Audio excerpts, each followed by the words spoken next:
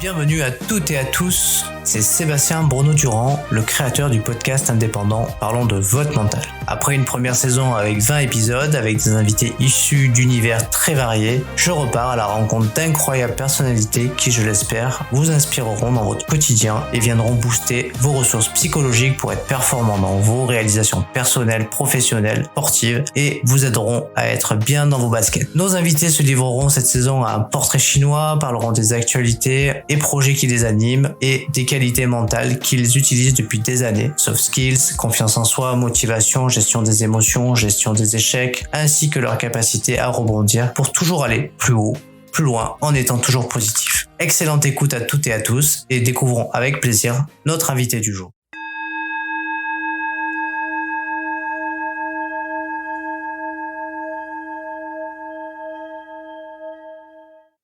Bienvenue à toutes et à tous pour un nouvel épisode de Parlons de votre mental. Ce matin, j'ai la chance d'aller rencontrer un poète des temps modernes et je vais à la rencontre de Lomé. Salut Lomé. Salut Sébastien. Bon, ça fait un petit moment qu'on se court après, mais là c'était l'occasion. Je suis très très content de t'avoir sur le podcast et je Moi sais aussi. que tu vas nous parler de mental et du coup de rap poétique, doux, puissant. On va se régaler tout au long de cette interview.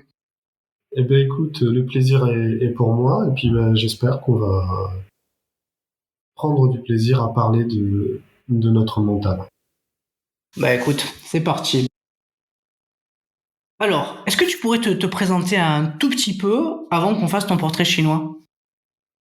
Bien sûr. Donc moi, je m'appelle Lomé, je suis rappeur et slammer. Je vis dans la région de Poitiers. Qu'est-ce que je peux te dire d'autre? La musique a guidé une bonne partie de ma vie, mais ce qui a été le cœur de mon chemin de vie, ça reste l'écriture. Aujourd'hui, j'interprète ces textes avec beaucoup de plaisir, beaucoup d'engagement, beaucoup d'endurance, parce que la musique c'est un sport de combat. Et donc, je suis à un âge où je pense que je dois beaucoup à mon mental, en fait, à cette endurance mentale dont j'ai fait preuve, et puis aussi à l'humilité qui a nourri cette endurance-là et m'a permis de pas forcément craquer ou de pas abandonner. Ok, Voilà celui que je endurance suis. mentale, ça me parle tout ça. Alors on va attaquer tout de suite par ton portrait chinois et après on reviendra un petit peu sur ton parcours. Alors, portrait chinois, quelques questions et à chaque fois tu essayes de justifier à minima ta réponse. Si tu devais être une couleur, Lomé, quelle couleur serais-tu? Je pense que je serais le bleu. Euh, j'ai le droit à plusieurs réponses parce que je pense au bleu et je pense au noir. Alors le bleu parce que c'est à la fois ce qu'on peut apprécier du ciel et ce qu'on peut apprécier de l'océan, de la mer. Et donc une part du céleste et une part de liquide. C'est quelque chose dans lequel je me retrouve et qui me fait vraiment profondément vibrer. Donc ce serait le bleu du ciel qui se reflète sur la surface de l'océan. Et le noir, c'est parce que c'est une couleur que j'aime beaucoup. Ma tenue de scène est noire et parce que la couleur noire, la peau est belle, c'est une couleur que, je sais pas, pour moi, qui réunit tout, en fait, qui unit tout. Ok, j'aime bien ces deux couleurs aussi, le bleu de la mer et le noir pour sa sobriété. Si tu étais un livre, quel livre serais-tu? J'en ai deux, mais je te dirais les 4 accords Toltec de Miguel Ruiz. Parce que c'est un livre de base sur le développement personnel et c'est un livre qui m'a beaucoup aidé, beaucoup plu, qui m'a donné beaucoup de clés. et le prophète de Khalil Gibran. Il est très riche d'enseignements et de poésie. Et l'auteur l'auteur fait dire à son personnage qu'il va quitter une ville dans laquelle il a vécu pour partir. Et, et les villageois se sont réunis autour de lui et avant qu'il parte, comme c'est un sage, il lui pose plein de questions pour avoir des réponses avant qu'il s'en aille. Et tout ce qu'il y a dans ce livre-là, c'est plein d'enseignements, c'est super beau. Et ce sont deux livres qui m'ont plu. On ira les lire. Les accords Toltec, je connais. Le deuxième, je le connais pas. J'irai le parcourir et le lire. Un moment de la journée que tu préfères? L'aube, avant l'arrivée du jour, donc entre 4h30 et 6h du matin. Parce que c'est le moment où j'écris, le moment où tout est calme, dans la maison, hors de la maison, et je vois le jour venir.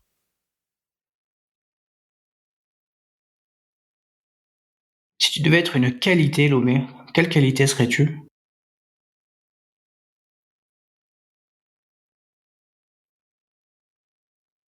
La persévérance. Parce que je pense que j'ai toujours fait preuve de persévérance dans ma vie. Dans ma vie. Si tu étais un animal?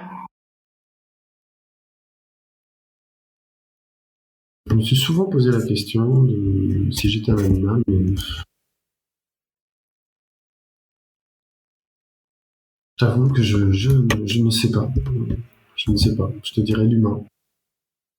Ok, ça me va. Ça me va bien. Allez, encore quelques petites questions et après on va parler de ton parcours. Si tu devais choisir un mot, quel mot choisirais-tu?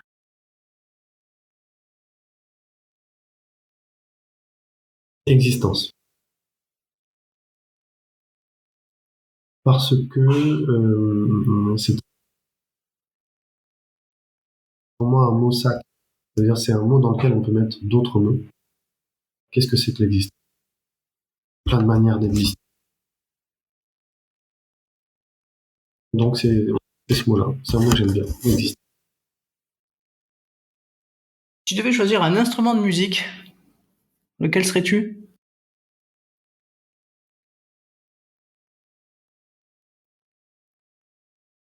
Le doudouk. C'est une sorte de flûte persane qui a un son super doux, super profond, un son qui fait voyager, qui est plein de... Je dirais que si le vent avait une note, elle viendrait du doudouk.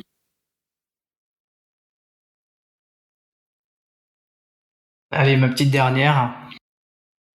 Si tu devais être un poète, quel poète choisirais-tu? Ah, c'est dur. Hein.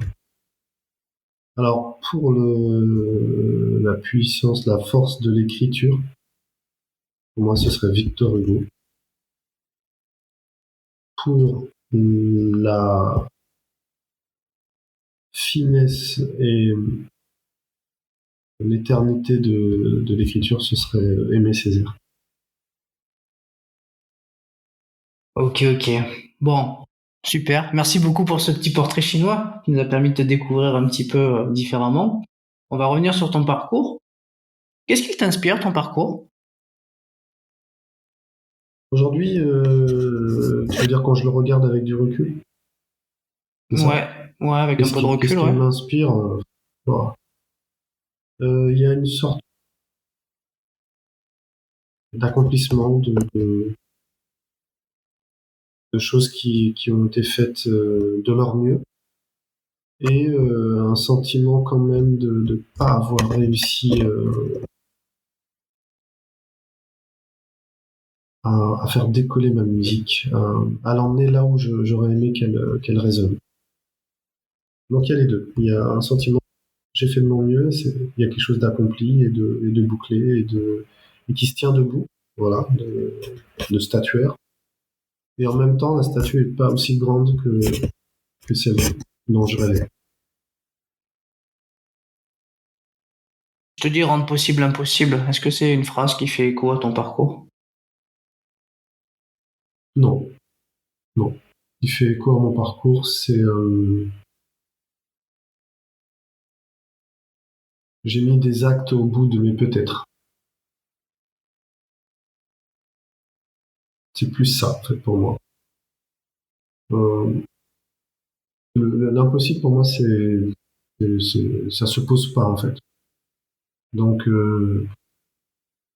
c'est un mot que j'utilise jamais, en fait. Ça se pose pas, l'impossible. Donc, comme ça se pose pas, je reste sur le possible et c'est plutôt les peut-être que je pourrais faire ça. Peut-être que c'est mettre des actes au bout de ces peut-être, en fait, pour que tout d'un coup, les peut-être ne deviennent plus des peut-être et deviennent des êtres. C'est intéressant ta démarche, parce que très souvent les gens se mettent des barrières pour accomplir des choses et du coup supprimer ce mot impossible et le rendre finalement en peut-être. Je trouve ça très intéressant. Ça permet de le construire dans sa tête et de se mettre en action pour essayer d'y aller, quoi. Ouais, puis le fait que ça existe déjà peut-être dans notre tête, fait que ça existe, en fait. Tout à fait, tout à fait. Puis du coup, ça permet de le visualiser. Ouais, À ça partir permet du de moment où on le le vit. visualiser, de le projeter, de le ressentir aussi.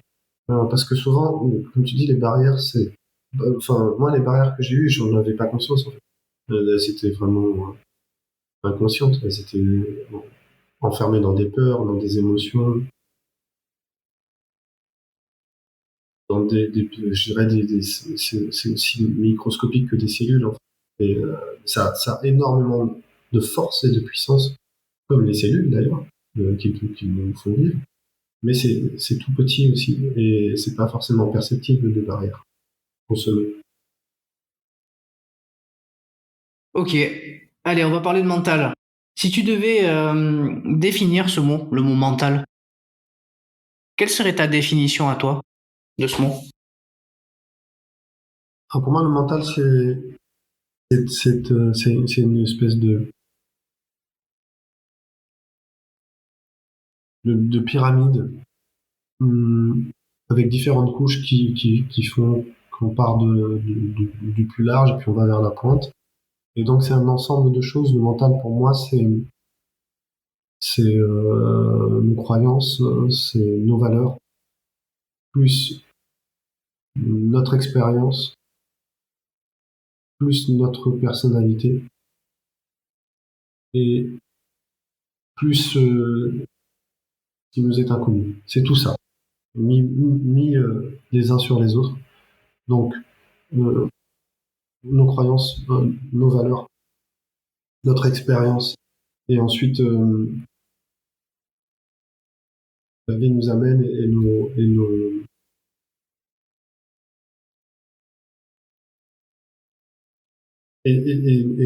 notre réponse face à ça, ce que j'appelle l'inconnu.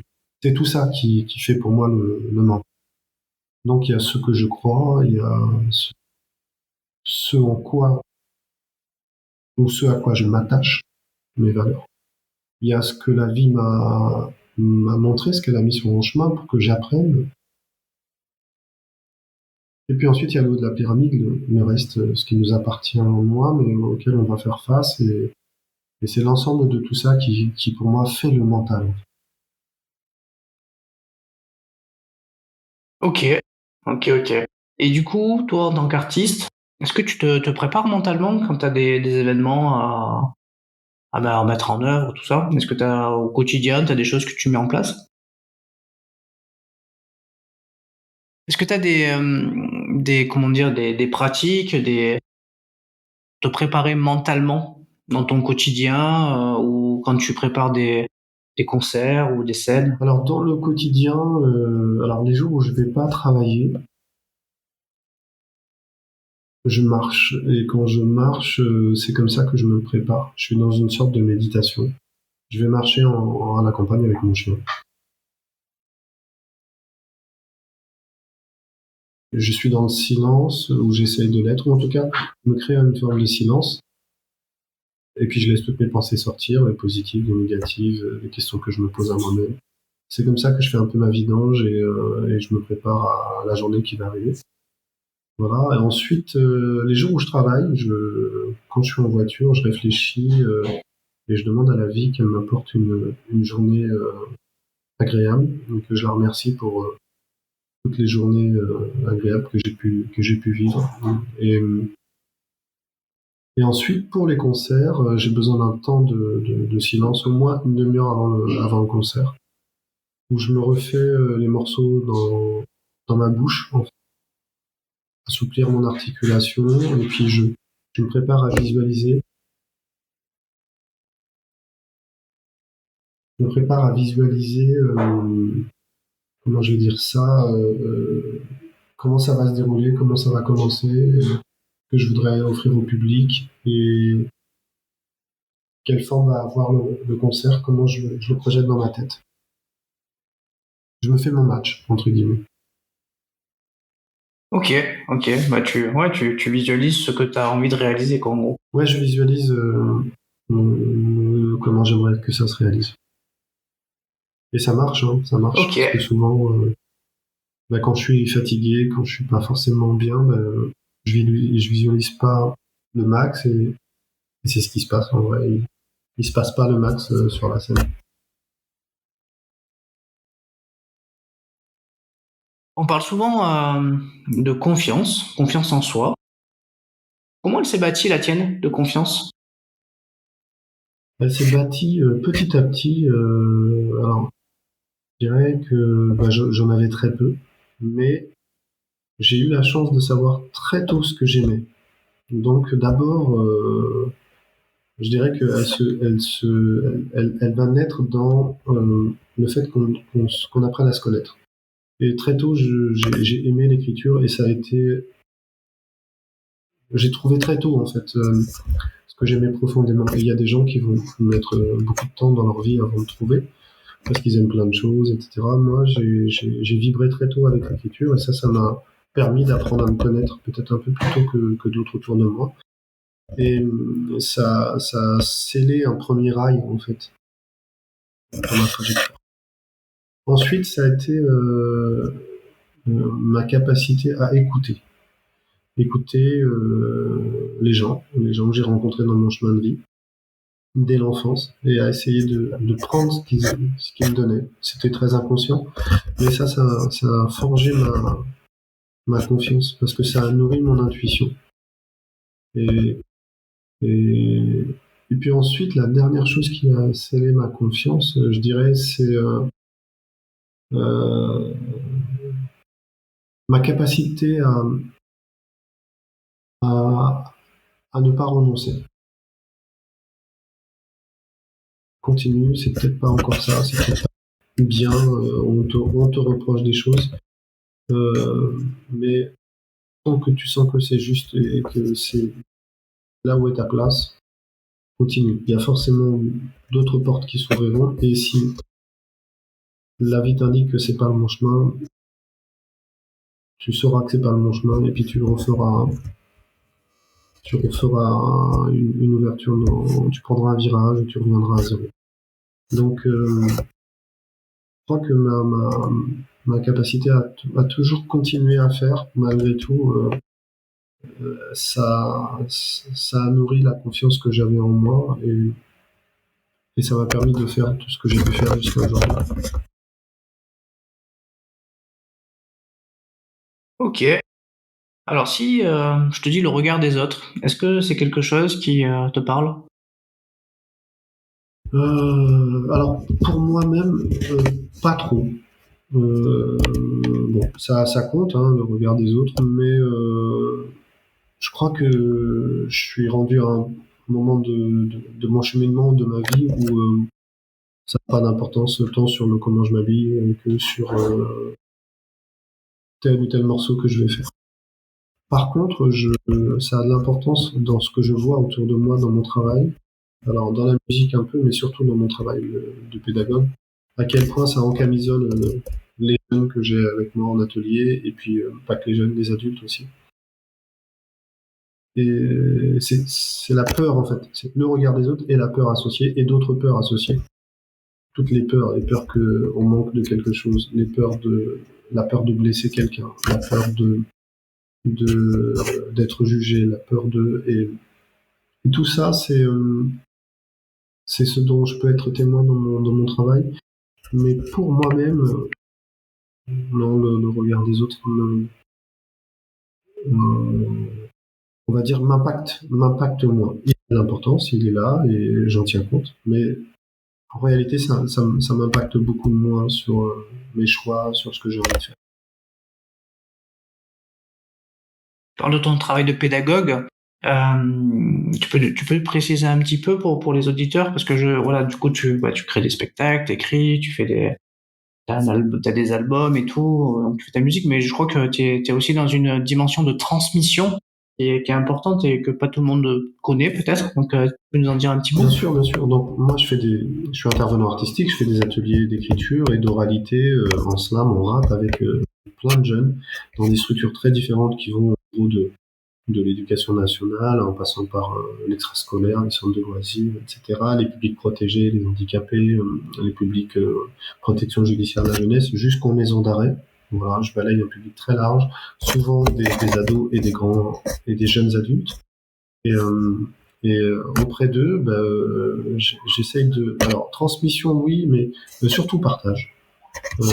Partager des mots, se rabibocher, redevenir ami avec les mots, être en mesure de pouvoir lâcher des choses par ce super vecteur, cet outil, ce sac de frappe que peut être les mots, parce que les mots peuvent tout accueillir. Pour moi, ça désamorce énormément de nos tensions cellulaires et de nos peurs cellulaires. Ces peurs qu'on ne perçoit pas forcément, mais qui en fait sont vraiment là et pèsent énormément sur nous, mais dont on n'a pas forcément conscience. À travers les mots, on peut laisser ce flux sortir et en plus le faire sortir de manière artistique, c'est-à-dire avec du beau, en fait. Et pas juste cracher sa colère ou cracher son sentiment d'injustice ou cracher ses névroses ou ses chagrins comme ça. Non, c'est dans une pièce qui est artistique et pour le coup, eh ben, ça devient un champ du possible très large en fait. Et chacun y met de ce qu'il veut, de ce qu'il est, de là où il en est, de ce qu'il ose dire, de ce qu'il n'osait pas forcément dire. Et je fais en sorte de les accompagner pour que ça remonte à la surface et puis qu'après ils puissent regarder ça avec du recul, avec de l'amour, avec de l'indulgence par rapport à qui ils sont au moment où on se rencontre. En gros, c'est poser des mots sur des mots. Oui, on pourrait le dire comme ça. Poser des mots sur des mots, mais c'est pas forcément que des mots MAUX. Ça peut être poser des mots sur des mots MOTS, ça peut être poser des mots sur des émotions, poser des mots sur des rêves, poser des mots sur du soi, en fait. C'est un peu tout ça. Il n'y a pas que du négatif. Il y a énormément de positif, mais on a tendance à pas trouver le chemin pour pouvoir exprimer ça. C'est une vraie thérapie finalement. Alors ça peut, L'écriture. ouais. En tout cas pour moi ça l'a été. Je pense que pour d'autres ça l'est aussi. En tout cas je sais pas si c'est une thérapie, mais ça peut faire partie des choses qui nous font du bien. Enfin, ça fait du bien quoi. Ouais. Et c'est important de se faire du bien. Voilà. Moi, quand je vais marcher avec mon chien ou avec des amis ou avec ma femme, même seul, je m'autorise à faire quelque chose qui me fait du bien. Voilà. Ok. On va parler de motivation. Ouais. Comment tu fais toi pour alimenter ta motivation quotidienne à créer ta musique, à continuer à faire des albums? Tu nous as dit que c'était pas évident de percer dans la musique et que du coup on sait que t'es percé.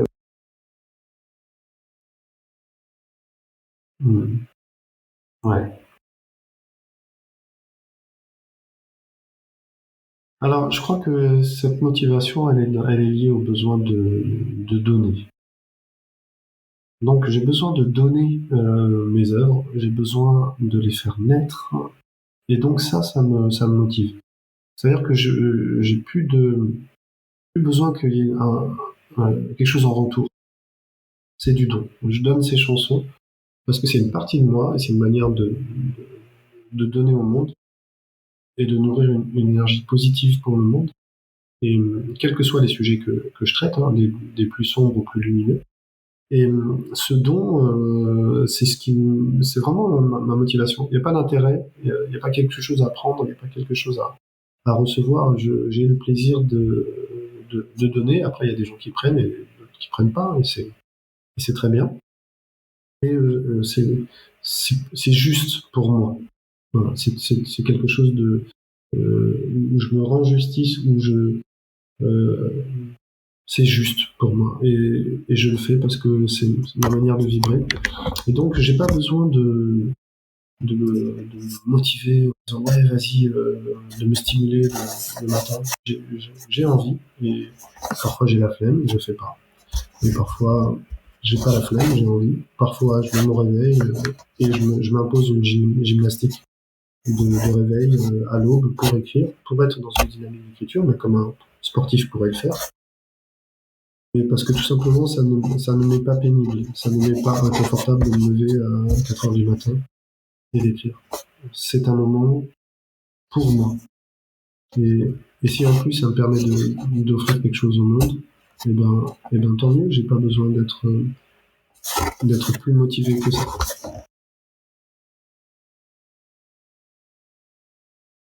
Ouais. Alors, la pression, alors c'est effectivement, avant chaque concert, il y a une forme de pression. Et donc, je dépressurise dans la demi-heure avant. Je m'isole, je bois, je peux faire des pompes un petit peu, je peux encore une fois répéter mes textes dans ma bouche pour que ma bouche retrouve sa mémoire mécanique pour les morceaux. Je me nourris de l'idée, alors mentalement, que j'ai envie de donner quelque chose aux gens, j'ai envie de donner mes textes en fait, qu'ils comprennent mes messages. J'ai besoin de leur dire quelque chose. Ça m'aide beaucoup. Et puis après, la dernière idée, j'accueille ce qui va se passer. Et il peut se passer une coupure d'électricité, un problème de micro, quelqu'un qui réagit mal dans le public. J'essaie d'accueillir ce qui n'est pas encore là et qui va peut-être se passer, pour rester ouvert à tout ça. Et ça me dépressurise en fait. Ça me dépressurise. Donc ça, c'est pour les concerts. Pour les ateliers, alors ça dépend. Quand je vais voir des publics qui sont difficiles, alors des jeunes délinquants par exemple, j'ai quand même un petit peu une certaine appréhension de qu'on s'accroche, qu'on soit pas en accord parce qu'ils sont pas prêts, parce que il y a un rapport de force souvent qui s'installe. Ils ont besoin de me valider entre guillemets pour pouvoir entrer dans le chemin que je leur propose. Et donc je demande, en ressentant cette pression, je demande que tout aille bien, qu'ils soient dans une bonne vibration, qu'ils soient ouverts et que je sois dans une bonne vibration parce qu'ils vont réagir en vibration jumelle à la mienne. Donc si j'arrive de mauvaise humeur, tendue, ils vont le sentir, et ils vont réagir de la même manière. Et donc je me dis qu'il faut que je sois pleinement ouvert et en mesure d'absorber, et puis que cette pression, elle est pas mauvaise, c'est l'envie de bien faire. Et voilà, c'est un peu comme ça que j'essaye de gérer la pression. C'est toujours très mental avec moi, et c'est pas forcément très, très physique. Je n'ai pas besoin de défouloir physiquement.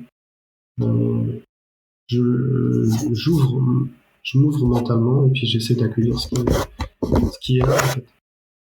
Ouais, complètement. Je l'ai fait passer, entre guillemets, je l'ai fait passer du disque dur à l'imprimante. Le disque dur, c'est le cerveau. L'imprimante, c'est ma mâchoire. Bien sûr, bien sûr. Tout mon corps a une mémoire, en fait. Tout ton corps a une mémoire de l'œuvre que tu crées, et ça se ressent énormément chez un danseur. Et sauf que moi, il ne s'agit pas de l'ensemble du corps, de la danse, mais Il s'agit de la danse de ma bouche. Et en fait, j'ai besoin qu'elle se reconnecte aux chansons et qu'elle retrouve la fluidité nécessaire pour tu vois, pour pratiquer mon art. Un peu comme quelqu'un fait des katas, qui est une forme de combat, en fait, de mise en combat sans adversaire, où voilà, t'es comme si tu étais face à, et tu dois retrouver une espèce de fluidité et de mécanique. Bah, moi, c'est un peu la même chose au niveau de ma mâchoire. J'ai besoin qu'elle se délie et qu'elle connaisse un peu, entre guillemets, sa partition. Mais c'est vraiment que de la mécanique articulatoire. Il y a pas de, je fais pas de son. Je ne chante pas à voix haute. Je ne fais pas tu sais, d'échauffement vocal, des cordes vocales et tout. Non, et juste, je broie mes syllabes et je remâche mes mots parce que bah, la mâchoire, comme tout le reste du corps, c'est une ossature avec une musculature et j'ai besoin d'assouplir tout ça, quoi. Ok, bah c'est vraiment super là tout ce que tu viens de nous dire, notamment avec la mémoire mécanique de la bouche. Alors je connaissais ça moi par rapport à l'apprentissage dans le sport des gestes biomécaniques, mais du coup j'avais jamais réalisé que ça pouvait se faire bah, du coup dans le monde artistique et notamment de la chanson. Bah, du coup merci, merci ça m'a permis en tout cas d'apprendre quelque chose de nouveau aujourd'hui grâce à ce podcast. Toujours intéressant. Euh, on va aborder la concentration. Quand on fait un concert, moi c'est toujours quelque chose qui me fascine. Comment vous faites les artistes, les chanteurs pour optimiser votre concentration et être capable de chanter toute une série de chansons, de textes? Ça demande énormément de concentration et de mémoire. Comment toi tu t'y prends? Bah, écoute, alors c'est vrai que ça demande une grosse énergie cérébrale, effectivement, surtout de pas se tromper. Parce que moi, tu vois, je chante au moins 15 morceaux sur scène. Mais après, je te dirais que chaque morceau, c'est un peu le prolongement de moi. Donc, euh, si on me demandait de décrire mes doigts, je pense que les yeux fermés, je pourrais te dire à peu près comment sont mes doigts. Et ben c'est pareil pour une chanson. Les yeux fermés, je pense que je peux redonner le corps, l'architecture de la chanson. Peut-être pas tous les détails, mais je connais un peu le déroulé de ma chanson. Après, pour ne pas perdre le texte, et bien là, ça demande énormément de concentration. Parce qu'il se passe plein de choses dans un public. Les réactions des gens, un téléphone qui sonne, quelqu'un qui rentre dans la salle, par exemple, ou une, une avarie technique. Et ça, sont des choses qui viennent couper en fait le fil de ta concentration. Et tu peux parfois te dire, merde, est-ce que j'en étais? Mais le format d'une chanson, c'est 3 minutes, 5 minutes max pour les plus longues. Ça demande, je pense, d'être dans la chanson. Il faut être dedans et ne pas se laisser perturber par ce qui vient de l'extérieur. Donc, euh, il y a une manière de plonger en soi, d'entrer en fait dans la chanson. Et nous, on devient l'outil d'interprétation de cette plongée en soi. Tu vois ce que je veux dire? Je Tout sais pas à si c'est fait, clair. tout à fait. Si, c'est tout à fait clair. Mais du Et coup, je te dis, moi, j'ai toujours été fasciné par ça, en fait, par mais c'est vrai enchaîner que les il y a chansons, des, gérer le public.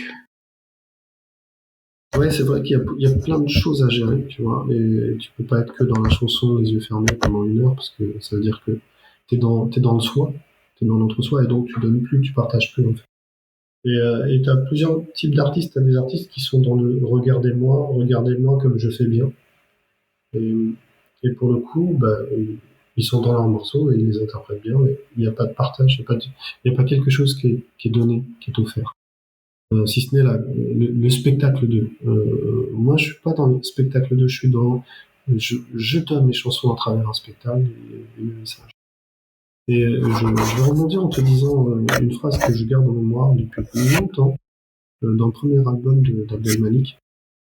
Il commence un de ses morceaux, dont j'ai oublié le titre, par une phrase d'un soufi qui dit quand on fait quelque chose, il s'agit d'en sortir. Quand on fait quelque chose, il s'agit d'y entrer. Et pour moi, ça résume exactement ce qui se passe dans un morceau. Il faut y entrer et en même temps, il faut en sortir pour être dans le don aux autres. Et inversement, il faut vraiment en sortir pour pouvoir y entrer. Et ça peut paraître un peu bizarre, même contradictoire, mais il y a cette espèce d'aller-retour entre on donne et on est, et en même temps, euh, on, on sort et on est. Donc on donne et on est, et on sort et on est.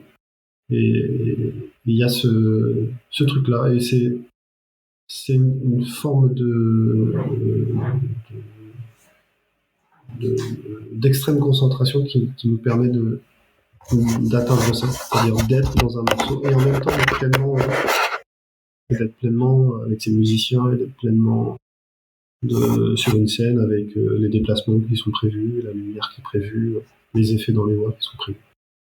Et c'est tout ça qu'il faut arriver à gérer, donc ça demande d'être profondément dedans et profondément hors de ça aussi.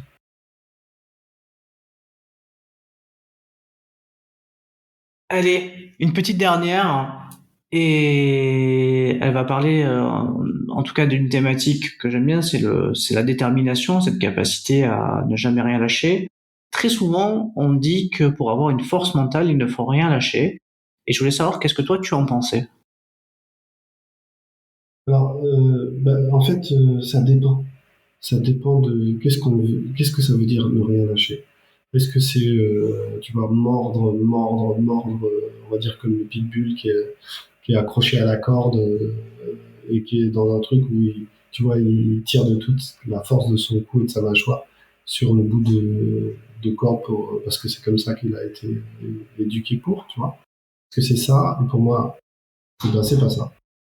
Et je dirais que, à l'inverse, pour moi, je te dirais qu'il faut absolument tout lâcher. Il faut vraiment lâcher. Et j'aime bien suivre un spécialiste d'arts martiaux qui s'appelle DKU, donc DKYOO. Et c'est un mec qui est super fort et qui parle donc il a une vraie puissance, une vraie rapidité. Et il est formateur pour les forces spéciales coréennes. Tu vois. C'est vraiment un mec qui est vraiment enfin, très fort. Et quand tu le vois travailler, eh ben, il explique que la force, elle vient aussi de la souplesse du relâchement, du lâcher prise, de lâcher des choses tout en gardant en fait dans ce lâcher la puissance nécessaire pour se défendre, pour porter un coup. Et pour moi, c'est un peu ça. C'est un peu, je ne m'accroche pas à des choses, je suis accroché à ces choses-là. Je ne m'y accroche pas pour ne pas dépenser toutes mes forces. J'y suis accroché parce que c'est le choix que j'ai fait dans la musique. Donc je suis accroché à, on va dire à cette branche sur la falaise. Mais je ne m'y accroche pas de toutes mes forces pour pas qu'elle casse. J'y suis accroché, c'est un fait. Et maintenant, dans la souplesse de mon relâchement, de mon lâcher prise, j'essaie de continuer à être à cet endroit-là parce que j'ai fait le choix d'épouser la musique. Et pour moi, ce sont deux choses différentes. Je pense que à s'accrocher et à ne rien lâcher, entre guillemets, je pense qu'on s'épuise et puis qu'on souffre. Tandis que euh, apprendre à se connaître, savoir quelles sont nos forces, euh, pourquoi on est là, pourquoi on fait encore ça, pour moi, les réponses à ces questions sont dans le fait qu'on lâche prise, en fait, qu'on se relâche totalement. Et pas qu'on devient mou, hein. C'est juste qu'on est toujours accroché. Mais les forces qui sont en jeu ne nous font plus souffrir. On se connaît, on sait de quoi on est capable, on sait qu'est-ce qui nous a conduit là. On trouve de l'amour dans le fait d'être à cette place-là de notre vie. Mais on s'accroche pas ni à des rêves, ni à des illusions, ni à des chimères, ni à son ego. On est juste en pleine puissance parce qu'on est totalement relâché. Ok, Écoute, merci beaucoup pour, en tout cas, ta vision sur le relâchement et sur le lâcher prise pour, du coup, avoir une force mentale. C'est la fin du podcast et comme le veut la tradition, j'aime bien laisser le mot de la fin à mon invité pour s'exprimer sur un sujet dont il a envie de parler, qu'il aimerait partager avec les auditeurs. Si potentiellement tu as je sais pas, bon, si tu as quelque chose à annoncer en lien avec, avec ton activité musicale, et puis surtout, où est-ce qu'on peut aller écouter ta musique? C'est aussi important. Donc, où est-ce qu'on peut t'écouter? Où est-ce qu'on peut te contacter si on a envie de prendre attache avec toi aussi? Écoute, alors, je vais commencer par d'abord où est-ce qu'on peut se mettre en lien avec moi, écouter ma musique, essayer de la comprendre, se connecter à elle. Donc il y a YouTube. Donc vous pouvez taper Lomé sur YouTube, Lhome, avec l'accent. Vous allez trouver des propositions. Moi, je dirais d'aller sur la chaîne directement de Lomé, puis de regarder ce qu'il y a, de voir un ou deux clips à partir de l'image qui vous parle, et puis de vous mettre dedans et d'écouter des morceaux. J'ai mis beaucoup de morceaux de moi. J'ai pas tout mis, mais j'ai mis beaucoup d'œuvres. Il y a de quoi se prendre quelques heures d'écoute. Hum, Ensuite sur Instagram, lomé.officiel. Sur Facebook aussi, on peut me retrouver. On peut m'y écrire. Je suis derrière ces réseaux-là, donc je répondrai, c'est moi qui répondrai directement. Euh, le dernier point, ce que j'aimerais partager avec les gens, c'est une réflexion que j'ai eue. Alors, je trouve que la vie est souvent miraculeuse. Elle nous ramène à des points essentiels, on reconnecte à des gens qui sont essentiels, qui ont été importants dans notre chemin. Et ça m'est arrivé il y a 2 jours, quelqu'un avec qui j'avais plus de contact depuis très longtemps a repris contact avec moi. Ça devait faire 15 ans qu'on ne s'était pas écrit. Et puis on discutait, et puis cette personne est tourmentée, elle est dans des choses du passé. Et, euh, et ça me fait réfléchir sur la notion de paix, de notre paix intérieure en fait. Qu'est-ce qui nous amène de la paix intérieure? Est-ce que c'est pas la chose la plus importante aujourd'hui?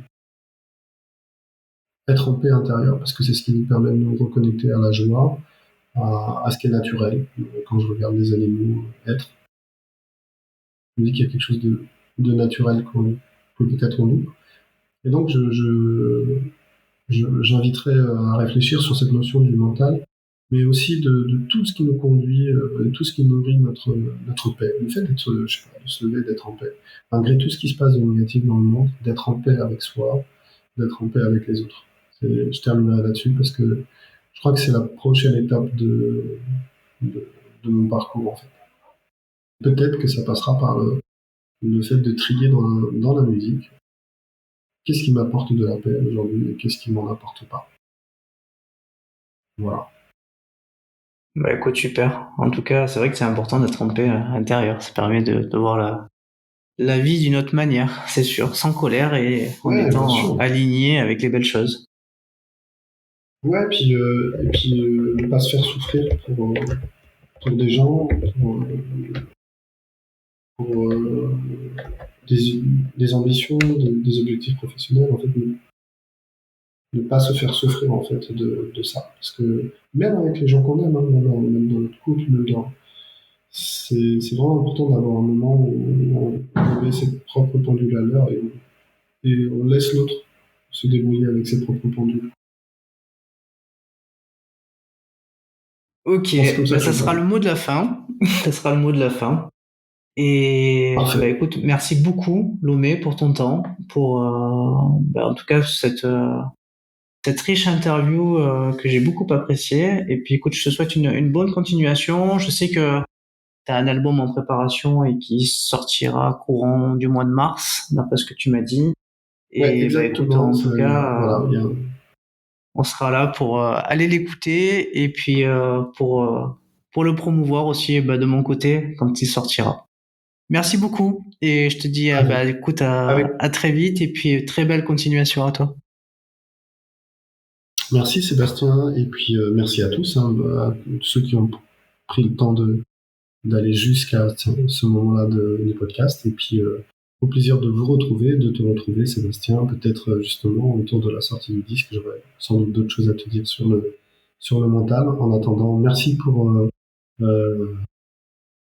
m'avoir ouvert ton micro et ton écoute. Et puis, prends soin de toi. C'est toujours la meilleure façon d'être au monde. Et puis, on se dit à bientôt. À très bientôt et merci beaucoup. Je t'en prie. Si t'es arrivé jusque-là, c'est que cet épisode t'a certainement plu. Alors, merci d'abord pour ton écoute et ta fidélité. Et pour te remercier, je t'offre un cadeau.